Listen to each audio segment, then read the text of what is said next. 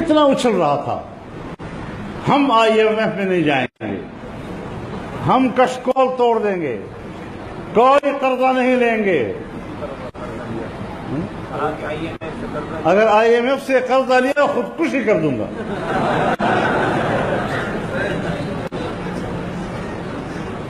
آتی ہی آج سب سے بڑا قرضہ لے رہا ہے، سب سے بڑا قرضہ لے رہا ہے۔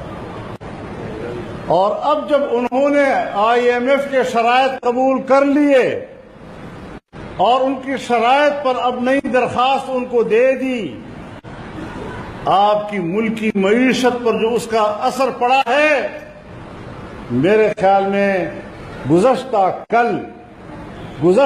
کل ڈالر کی قیمت 124 روپے تک پہنچ گئی تھی اور 24 گھنٹے کے اندر آج ڈالر کی قیمت 134 روپے پہ چلی گئی ہے۔ بتاؤ، جہاں ایک دن کے اندر کریش کر جاتا ہے،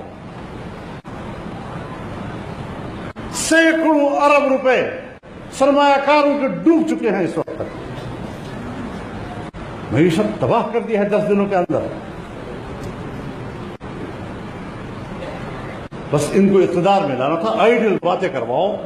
ظاہر ہے لوگ تنگ آ چکے تھے، لوگ خوشحالی مانگ رہے تھے، آئیڈیل، تبدیلی۔ اور ابھی تو جمعہ 8 دن نہیں ہوئے، 40-50 دن ابھی گزرے ہیں۔ اب پاکستان کی ترقی کا راز کس میں ہے؟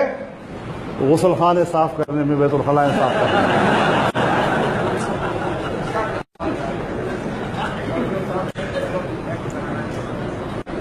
اصل میں ان کا کام ہی یہی تھا۔